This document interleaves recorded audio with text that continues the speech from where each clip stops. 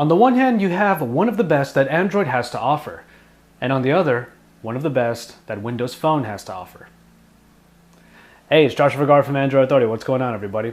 And this is the Samsung Galaxy S4 versus the Nokia Lumia 928. Obviously, this is mostly a battle of Android versus Windows Phone, but until we get to the software, this battle is basically Samsung and Nokia.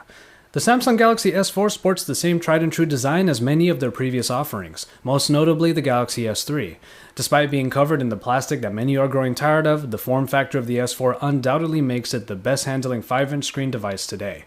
Its button layout is standard, with the tactile home button and the usual Samsung power and volume layout. The back is removable, giving access to the removable battery and SD card slot. In the hand, its balanced lightness makes it as nimble as a device of its kind can get. Over to the Nokia Lumia 928. Rather than take on the pretty typical rounded look, the 928 brings it back to the more rectangular look we don't see enough of. Rigid corners and flat sides make it easy to grip. With a 4.5-inch screen, the entire body benefits and is thus easy to handle with one hand. Capacitive keys line the bottom of the front, and all the tactile buttons are on the right side. Volume, power, and 2-stage camera button. Around the back, this white edition is accented by the camera optics atop a black line down the middle. It is a phone that is as easy in the hands as it is on the eyes. The Lumia is definitely a looker. It is simplistic in its black and white profile, but its rectangular form makes those colors pop. But don't forget about that great 5-inch screen on the S4. It is still the best handling one out there. Speaking of the Galaxy S4 screen, the 5-inch display is this year's forte, though we might find that the ones found on these two devices have more in common than you may think. The S4 display is capable of 1080p resolution at 441 ppi.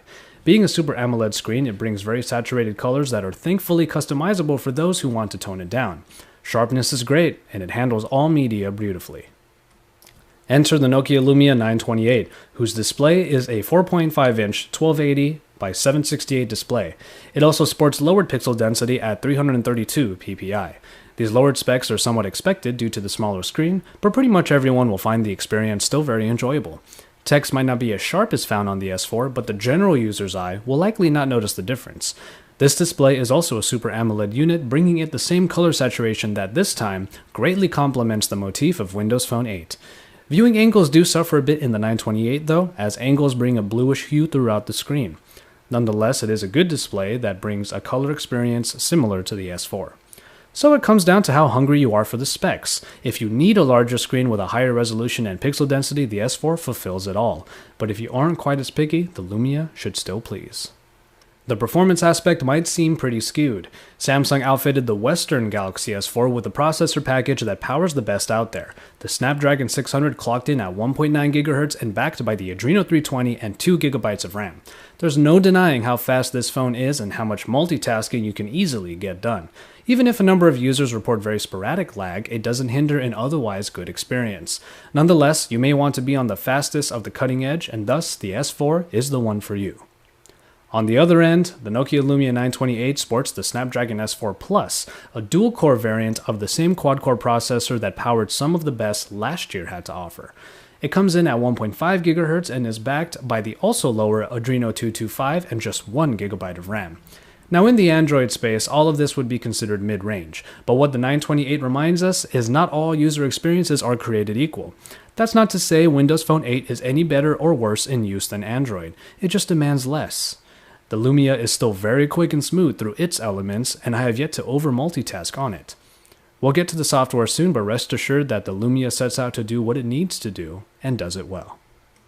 Hardware is a story of, what else can you do? We start with the Samsung Galaxy S4 and all of the different features we're sure you know about already. Other than having the all-important expandable memory and replaceable battery, the S4 is able to measure or track pretty much anything you throw at it. An IR blaster controls your TV, while sensors for temperature, air gestures, hovering fingers, or even tracking your eyes made it into this phone. It's capable of a great deal of things, and if you need the ability to do all of them, then it stands alone in functionality. With the Lumia 928, what you see is what you get. But what you get happens to work really well. If the Galaxy S4 is already good at what we are used to, and then excels at trying to do more, the 928 is definitely a phone that excels at the basics. 32GB of RAM are available here, and almost all of it is open to you.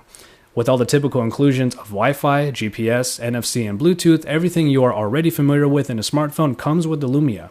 Call quality is good on the Lumia as its speaker is louder than the pretty standard performing one on the S4.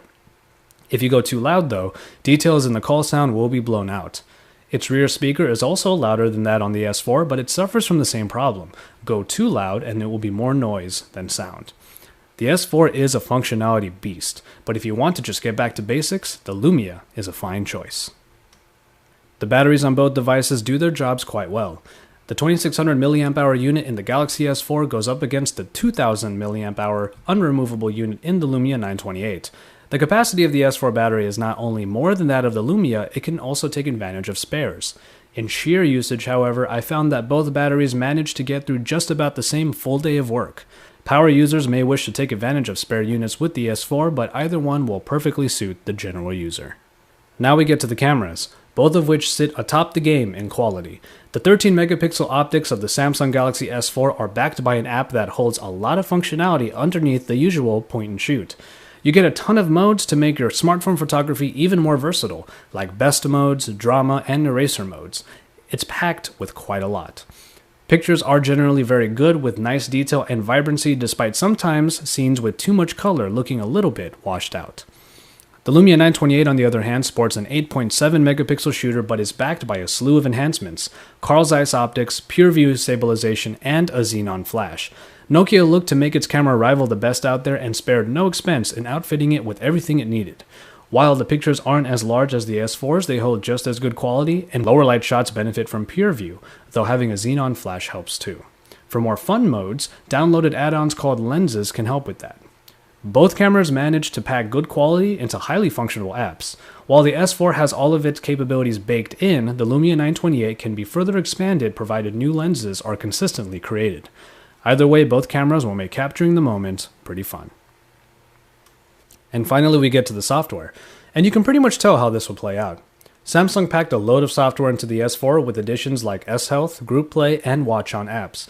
While they all bring some new uses to the typical smartphone experience, the crux of the additions lies within the navigation.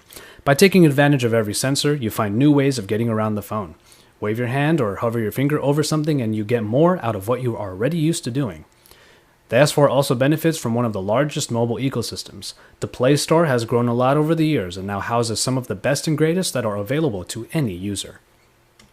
Now, if we look to the Lumia 928 and its Windows Phone ecosystem, it might remind us of Android back in its early years. Not only is there a real lack of variety in the Microsoft Store, it will still be a long time before any real growth can be felt by its users.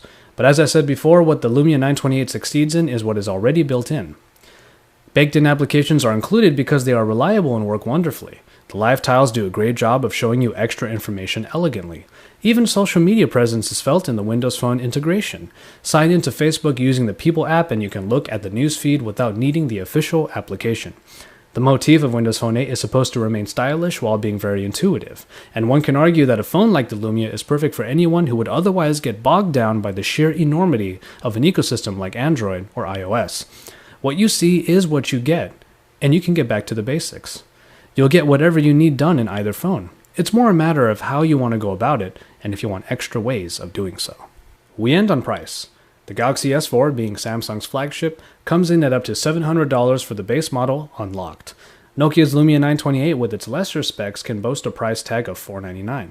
The same goes for 2-year contracts, as the $199 S4 holds a premium over the $99 Lumia on contract. And so, there you have it. If you're looking for the best that Android has to offer, the Samsung Galaxy S4 sits at the top among the best. It certainly gives people wanting more out of their smartphones exactly what they're looking for. But if you just want to get back to basics, the Nokia Lumia 928 with its Windows Phone 8 operating system definitely has your back.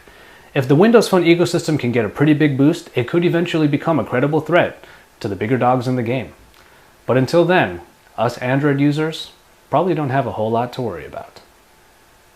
And that'll just about do it for this edition of Versus. If you want to see the full reviews for both of these devices, check out the links over on the side.